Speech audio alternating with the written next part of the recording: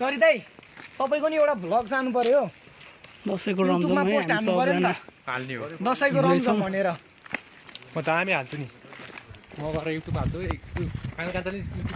ऊ गरे हैन छ नि मेरो फेरि ब्लग सब गरेर हेरेर ल तपाईँको म सब्सक्राइबर बढाइदिन्छु बेलुका पर्खिने ल सही बनाउने के बनाउने म लाइभ गरेर टक्क सब्सक्राइबर बढाइदिन्छु त्यता हेर्नु त आइ चक्की अति अब जेन्जीको उहरू केटाहरू अब तिमीहरू बोटतिर चाहिँ गएको सिक्नु त है घर घर जा त्यस्तो त नभन्नु न यस्तो हो होइन कतिको ग्रेड भइरहेछ आज भन्नु त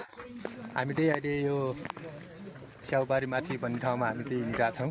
होइन ठाउँ चाहिँ यही हो है गाइस सबै मिलेर ठाउँ चाहिँ यो एकदम बवाल होइन